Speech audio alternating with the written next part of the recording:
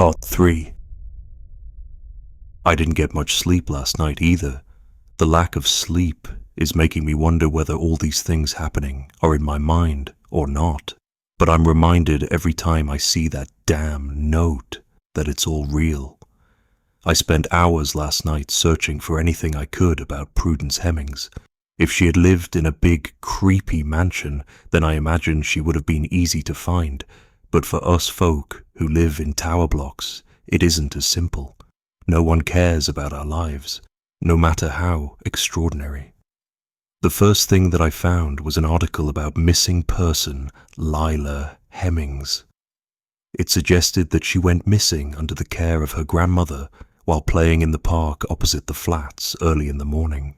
Interviews with her parents stated that they had both disowned Prudence. Despite the many years that had passed since Lila's disappearance, her parents appeared to have remained unforgiving of Prue. There was no mention of her on either of their social media accounts, and she appeared to have no involvement with the other children of theirs. Searches for the Hemmings family in the local area were equally dead ends. I looked at link after link, desperate to find something, but they all started to blur into one, until I finally found something, an obituary for Bernard Bernie Hemmings, who had fallen from the tower block in unexplained circumstances after being diagnosed with dementia months before his death. I was surprised it hadn't made bigger news. It had only been about a year ago. There were no details of where to find them, but his wife Prudence and her sister Bridget were listed as contacts to find out details of the funeral. It's scary what you can do with the internet these days, but just with those phone numbers I was able to put them into a reverse directory and find an address for Bridget and Tony Bishop, the sister and brother-in-law that Prudence was supposedly living with. It was 4 a.m. by the time I managed to get some sleep. Not much, though. I was back up and wide awake at around 7 a.m., planning my route and working out my day. I saw a post on social media from one of her relatives that Georgia was identified and is stable. The knot that had been present in my stomach since first discovering the note had lifted ever so slightly. At 8:50, I opened the door to my flat, hoping to see Postman Ian. 4 minutes passed, but instead of the postman, an elderly gentleman made his way down the corridor. He had a walking stick and kind eyes. In his free arm he carried a small plastic bag containing a newspaper and milk. He smiled and said, "Good morning," as he passed. I smiled back. He reminded me of my granddad. I imagined him pulling cola cubes from his pocket for his grandkids and shushing them when their parents weren't looking. A little further down the corridor, the old man stopped and turned. He looked me dead in the eyes with a sympathetic expression and spoke. "No post on a Sunday, if that's what you were waiting for." He smiled knowingly and turned to unlock a front door that until shut I couldn't see the number of. When I saw the door close and the number 48 boldly displayed above the peephole, I understood what Prudence had meant. Mr. Prentice did seem to be a lovely chap. I sat back in my flat and sighed, staring at the various tabs open on my laptop. At about 9:15, the knocking on the balcony door started. The window cleaner was back. I didn't feel half as terrified as I had the first time. If anything, I was just angry. It took every ounce of restraint I had in my tired body not to engage with him, if only to tell him to fuck off. His genuine seeming requests just irritated me. After about 20 minutes of being watched, the knocking started to give me a headache, so I grabbed a bag and left the flat. I decided there was no time like the present. If I was going to turn up on the Bishop's doorstep looking for her sister because of the freaky flat she's left behind, then I had to get it over with. If the address was old or the Bishops weren't the people I was looking for, then I was going to look stupid whatever time of day I went. And I couldn't take the window cleaner's eyes anymore. There was something about them. They really do make you want to open that door. I looked at the lift as I entered the communal hallway and decided today I would take the stairs. I couldn't stand to be in a small box that my partner probably died very painfully in. My heart dropped into my stomach just at the sight of it. The stairs were as grotty as the lift. We'd taken them multiple times on move-in day, but I hadn't really taken it in the same way I could now. I thought about the rules and all the strange things happening in this building. I looked at the badly painted numbers on the walls as I reached each landing. Nothing in this building is simple. I looked at the numbers. 7, 6, 5, 5, 4, 3, 4, 2.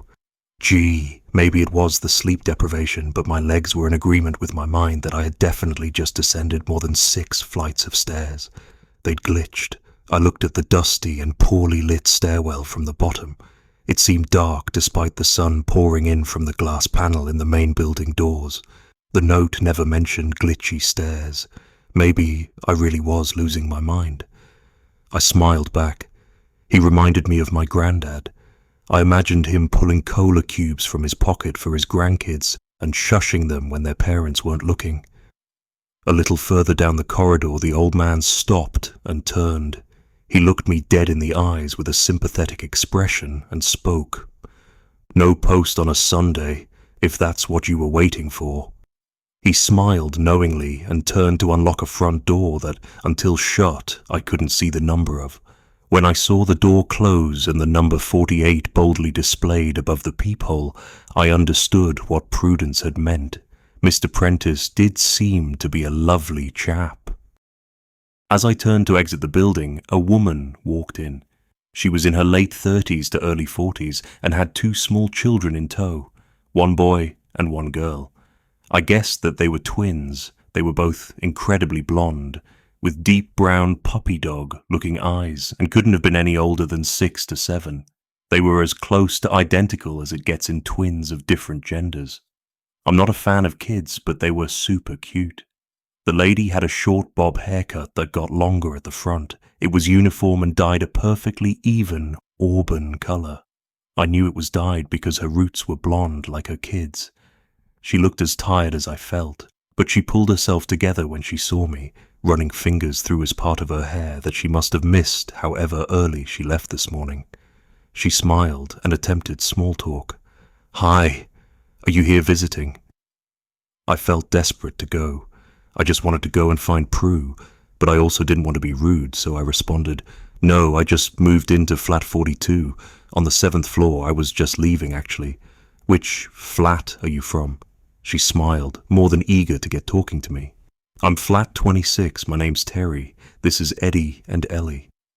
She gestured to the 2 small children hiding shyly behind her skirt. "Welcome to the block. If you ever need anything, please feel free to give me a shout." I smiled and nodded. "My name is Katie, but people call me Kat too. That's really kind of you, thank you. I will. Hey, is there something wrong with the stairs?"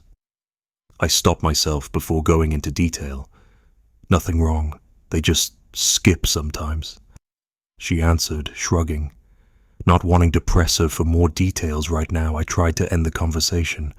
"Well, I'd love to stop and chat, but I actually really need to get going. It was nice to meet you, Terry." I tried to work out what was wrong with the children as I stepped forward to walk away, still baffled by the stares. "By the way, we have a residence committee. You should come to one of our meetings. They're every Tuesday in alternating flats. This Tuesday is at Molly Jefferson's place in flat 31. Come along. We'd love to have you," Terry suggested, waving me off. I walked out the doors after my encounter with Terry feeling sick. Every minute in this place made the note more real. Every word jumped off the page and into my life. Made it more likely that Jamie was really gone. I rode the bus from a stop not far from the flats. It felt like it took an eternity to reach the little suburban area I was looking for. A 5-minute walk away from the bus stop I got off at, and I was staring at a quaint little bungalow belonging to Bridget and Tony Bishop. I knocked on the door. The lady who opened it was unsteady on her feet. She was probably in her 70s, with wispy white hair neatly scraped back into a bun, 2 strands left hanging that just softened her wrinkled face. She wore a dusty, rose-colored dress that hung just below her knees and smelled of stale cigarette smoke. "Can I help you?" she asked bluntly. "My name is Kat. I'm looking for Prudence Hemmings." I answered, stuttering slightly. Her eyes widened slightly. "Why?" she asked bizarrely. "Is she here? It's a private matter." The lady ushered me into the house and sat me down on a sofa, and within minutes there was a cup of tea in front of me. She didn't say anything to me for a while. We just looked at each other. Then she finally broke the silence. "I wondered if you'd try and find me. It took me a long time to decide whether to leave that note or not, but I decided that you deserved a head start. That's more than I ever got." The woman was Prudence. She was nothing like I had imagined. She seemed tough and hardened and spoke with a mostly blunt tone. She continued before I could respond. "Terry called me not long ago, told me that she had met the new tenant. She said you looked shaken up and said that my note may not have been enough. I did say I couldn't fit everything on there, and the stairs didn't seem too important. The committee wanted to organize a meeting with you on your moving in day, but I told them that was intrusive. The whole committee thing always seemed a bit excessive to me anyway." She spoke flippantly, like it was nothing. I didn't know how to even begin telling her about Jamie, so I just got straight to it. "It may have been intrusive, but we needed a warning. We spent a night in the place before I found your note. My boyfriend had already left for work at 3:15 and taken the lift. He didn't know." I broke as I told her what had happened. Her face dropped, and so did my hope for Jamie. "I'm so sorry. I really don't know what to say. I thought my note would reach you in time." She mumbled, her face to the floor, refusing to look at me as tears streamed down my face. "He's gone, isn't he? I didn't want to accept it, but I spoke to the postman and your face says all it needs to. The postman said there might be a way I can have him back." I bit at her, devastated and angry. "He's gone. You can't have him back. What Ian is referring to isn't what you think. There's a way to get people back from the lift, but not as themselves. Trust me, I learned the hard way. Once they're back, you can't reverse it. I'm sorry about your man, but he's gone forever. Don't dig into the other way. To be gone forever is luckier than that alternative." She still wouldn't look up from the floor. "What do you mean?" Prudence cut me off. "I don't want to talk about it. I said in the note that there are things I'd rather not discuss, and I need you to respect that or I won't be speaking to you at all. Now move on and ask what you need to ask." I decided not to push the topic further and moved on to some other things I needed to know. "What's the deal with Terry's kids? They seem sweet and normal. Those little demon creatures are anything but normal," she answered, wincing slightly at the thought of them. "When she went into labor, Terry never made it to a hospital. They were the first children ever to be born inside the building, and with everything that goes on, it's like something's rubbed off on them. They're average children in the daytime, but they never sleep. Ever. Poor Terry hasn't had a day's rest since they were born. They also really love to steal birds and rats they find the cats playing with and torment them. Really annoys the cats." As she finished speaking, a small, hairless cat strutted out from behind an armchair across the room, meowing softly. It brushed its head up against Prue's exposed legs, leaving scorch marks where it touched. She didn't react. She reached down and stroked the top of its head, smiling as it purred. "And those?" I asked, eyes stuck to her now badly burned legs. She chuckled, pulled out a box and lit a cigarette, tapping the top layer of ash into a small silver dish in front of her. She offered me one, and I took it gladly. "They've always been my good friends. I couldn't leave the building without bringing a part of home with me. This little guy is Damon. He's seen some things."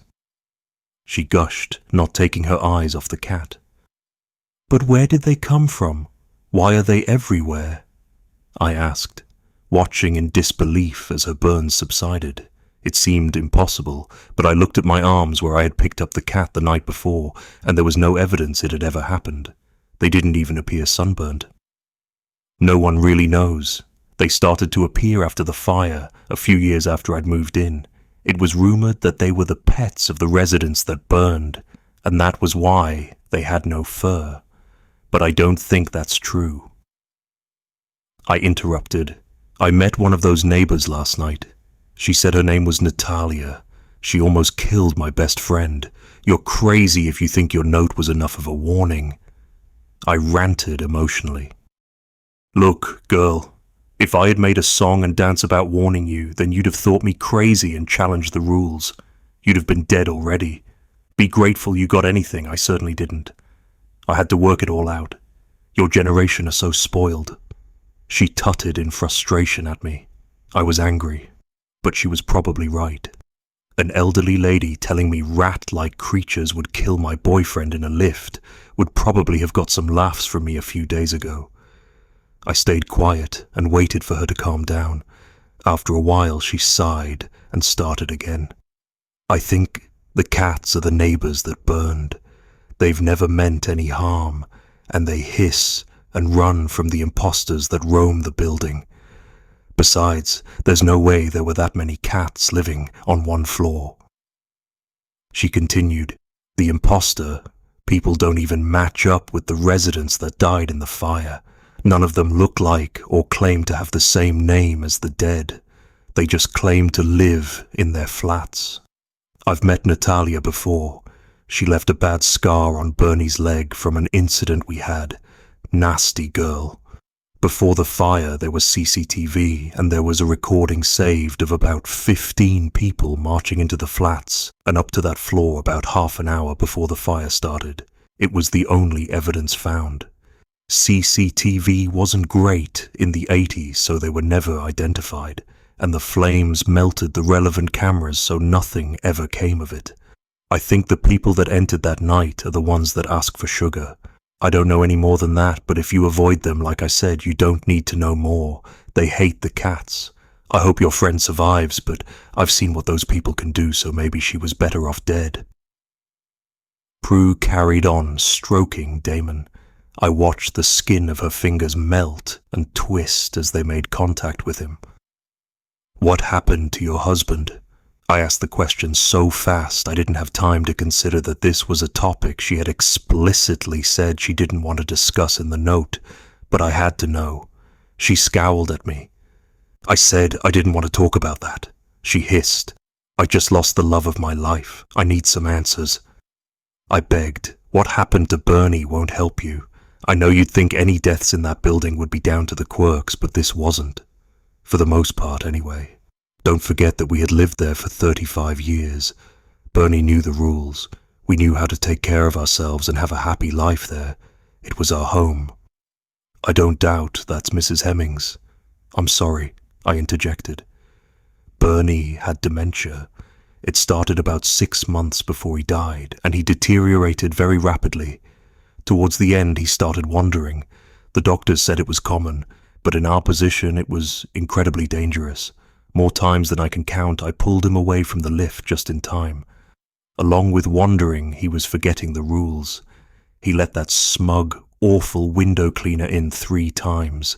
Thank Lord for the big metal pipe I kept by the balcony door. Chased him out a treat. Not that anything stops him from coming back. I'm sure you're already acquainted. After all the dangerous situations Bernie was in, by the end he made the smallest and most fatal of errors. She paused with a thoughtful look on her face, then continued, He left a bowl of food out for Damon at 10 a.m. I was out shopping with Terry and a few of the girls from the committee, and when I came back, I found one of those awful creatures. Prudence started to cry. I put my hand on her shoulder in an attempt to comfort her. After all, I truly knew how she felt. It was eating him. She sniffed and steadied herself to continue, moving my hand. I chased the creature away with the same metal pipe I had the window cleaner and pushed Bernie off the balcony. He was heavy, but I didn't want anyone to know what really killed him. Its teeth, she shivered. They made such an awful noise. It reminded me of... Lila, I finished her sentence. I hadn't meant to. I was so invested in her story I couldn't help it. I gather you spoke with Ian then, she said, sounding resigned. I never meant to hurt that little girl. I loved her so much. Tears rolled down her wrinkled cheeks. Damon, who was now sat next to her on the sofa, shuffled closer as if to cuddle her. Haven't you ever been curious about getting her back? I asked, my mind turning back to the methods hinted at by both Prue and the postman. I miss Jamie so much. I'd do anything to get him back. Her face filled with a look of horror and shame. Of course I have, she answered, which is exactly why I'm telling you not to. But I couldn't let it go. Surely anything must be better than gone forever. I pestered. I wish I hadn't. Prudence, frustrated, stood up and gestured for me to follow. She'd lead me outside to the back garden of the bungalow. At the back was a large shed, the kind people use for a man cave or a summer house. It was pretty. The sun shone down on it, lighting up the few cobwebs in the corners and making them twinkle. Mrs. Hemmings was careful to look into both neighbouring gardens to ensure there was no one around before she unlocked the door to the shed. We stepped inside, and the first thing to hit me was the smell. It was putrid, like rotting meat. I looked at the floor and covered my nose with my hands. Staring back at me was a pool of blood. I followed the blood with my eyes as Prudence locked us in the shed. Then, after I made it past the animal bones, I finally saw it. Just like Postman Ian had described. One of the creatures was watching me from a heavy-duty metal dog cage in the corner of the shed. It looked reinforced, but still the metal had chew marks. Their jaws had to be strong to cause that. That didn't surprise me, looking at it. Its rodent-like nose and beady, yet somehow human, like eyes, were nothing compared to the two very visible rows of jagged, sharp teeth that lined each gum. Despite its small stature, it was terrifying. Prudence opened a drawer in a dusty cupboard across the room and pulled out a can of dog food. She poured the contents into the bowl and passed the bowl through the feeding hatch. The cage had a safety feature, meaning the animal couldn't access the food until the hatch was locked from the outside. I was grateful for this. Prue turned to me and spoke. She brushed one of the two strands of hair framing her face behind her ear. Gesturing to the hideous creature, she said, "Cat, I would like to introduce you to my granddaughter, Lila."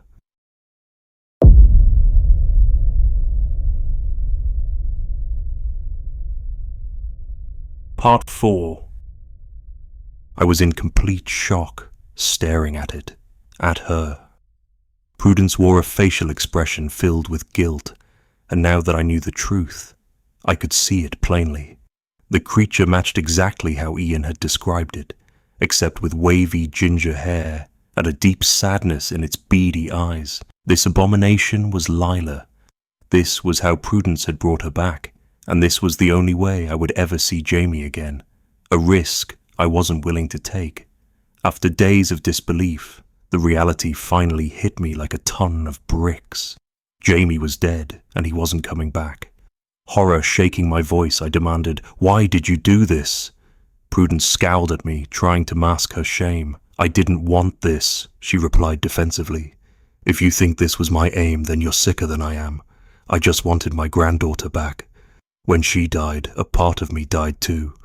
My son blamed me, his wife blamed me. And although he never said it, I could see in Bernie's eyes that he did as well. I'd pushed for her to stay. I wanted to spend more time with her. I got cocky about my ability to cope with the strange occurrences in the flats.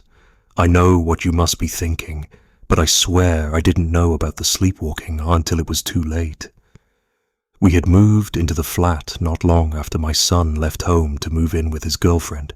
He's the youngest of 3 and was the last to fly the nest, so we downsized for the 2 of us. He never knew what we were facing in that flat, or the dangers he sent his little girl into.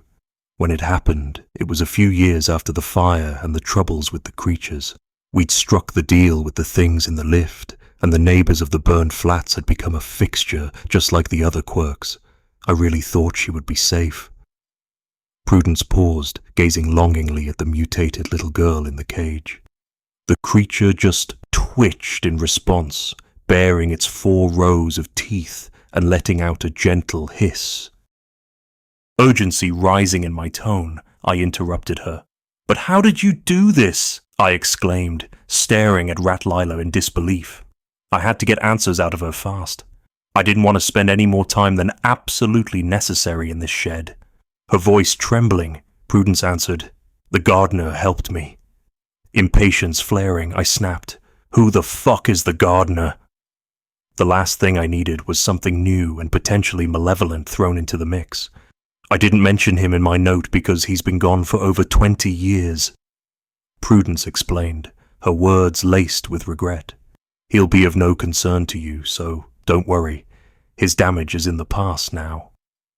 Around the time Lila went missing, the council granted planning permission for the tower block next door.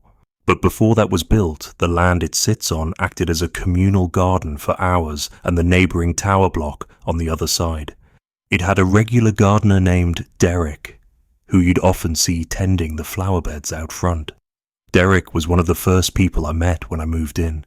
Like I said, I had to work it all out myself, and the first time the window cleaner came to the balcony, I naturally reached to let him in and offer a cup of tea. As my hand applied pressure to the handle to open the balcony door, there was a knock at the front door. I made a gesture to the cleaner to indicate that I would only be a minute and answered it. There was Derek. He stopped me and told me not to let the man in, that I would be making a huge mistake. I thought he sounded crazy, and I told him so. After a while of arguing, I got up to reboil the kettle and let the man in, but Derek grabbed my hands and shouted at me to look at the man outside. When I turned to look, there was no man outside, but a monster. He was tall and impossibly thin, flesh and bones, but somehow thinner than bones, with greying skin stretched over them.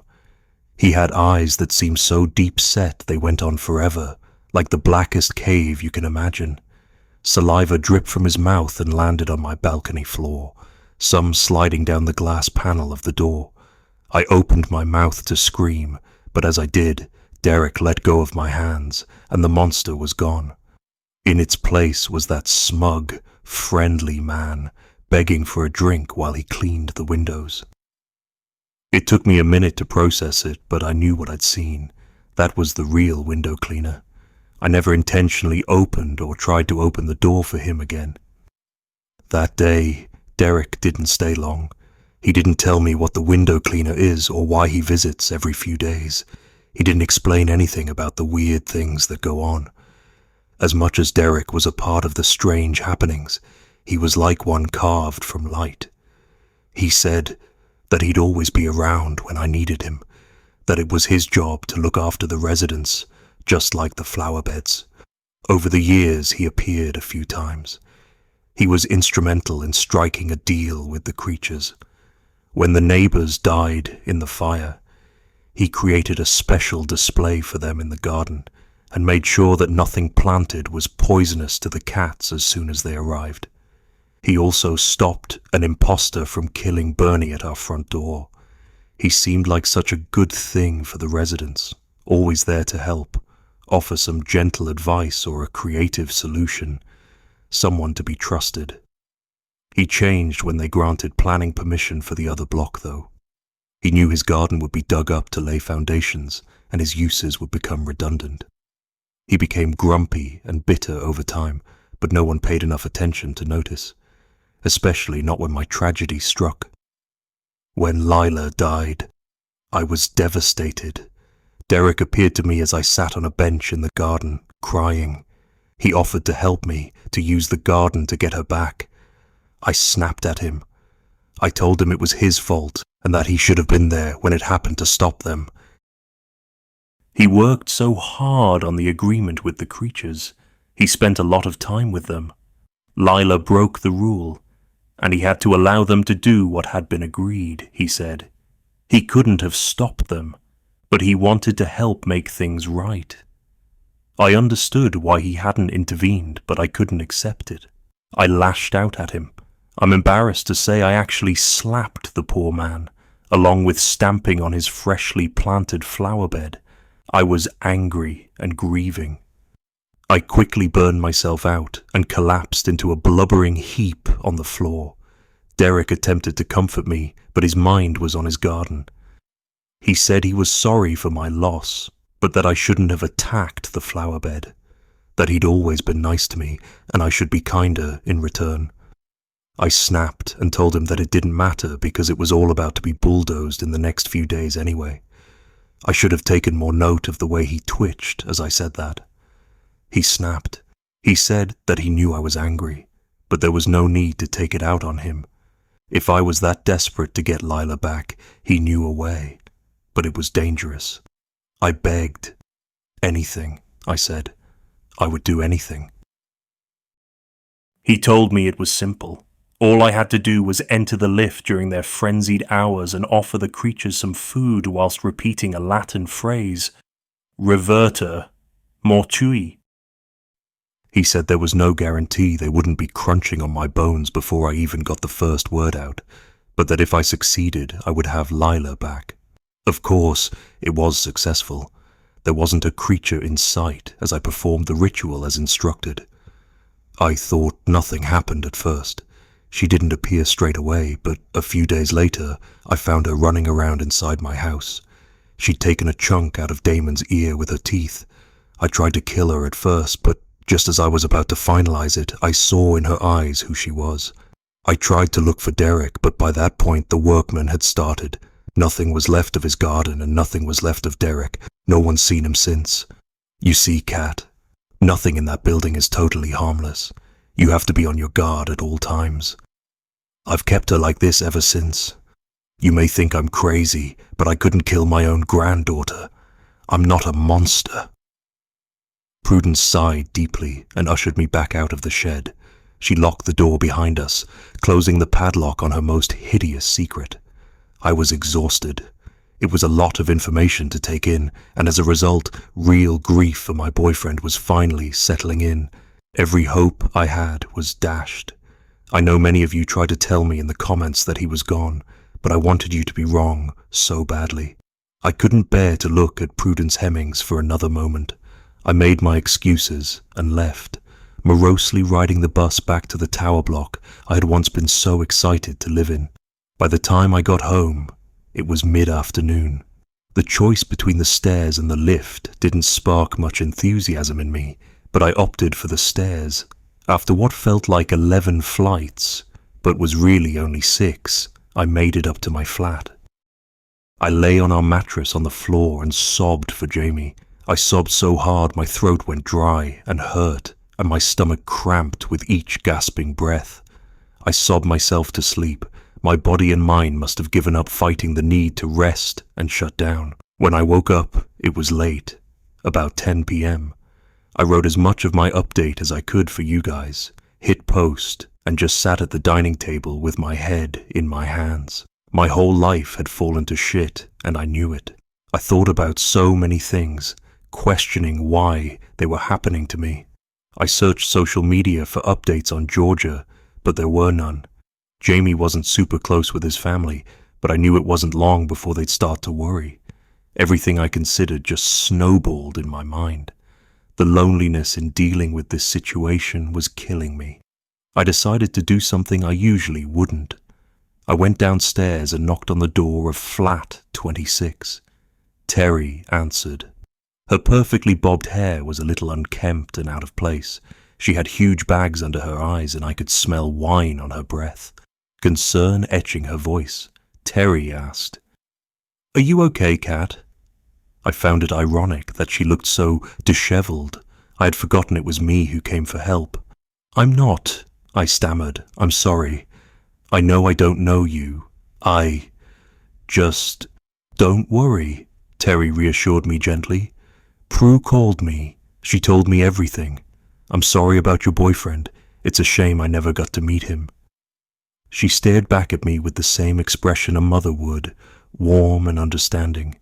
"Would you like a cup of tea? Maybe something stronger?" Meekly, I replied, "I'd love a coffee, please." I made my way into the living room. Her sofa was comfy, reminding me of being back home at my parents' before any of this started. Terry trotted out to the kitchen, stumbling slightly. I could see the kitchen counter from the sofa and the empty bottle of wine that accounted for her unsteadiness. As she boiled the kettle, there was a huge crash from somewhere inside the flat. I jumped, feeling startled. Terry coughed in a meager attempt to conceal the noise. Apprehensively, she muttered, "Excuse me for just a moment, please," as she walked out of the living area and into the hallway containing the bedrooms. I heard another crash, followed by giggling and some inaudible shouting. After a while, things went quiet, and Terry came back into the living room. "Sorry about that," she announced, brushing off the noises. "Kids, you know." I'd almost forgotten about Eddie and Ellie. It was late already, and the resigned expression on Terry's face indicated that this was how all her nights began. I nodded. I couldn't muster up much more of a response. I think she could see that I just needed to sit there. She got up to finish making the drinks and then set the cup of coffee in front of me with 2 digestive biscuits. I hadn't eaten properly in days, and I really needed the sugar. It turned out Terry and I got along really well.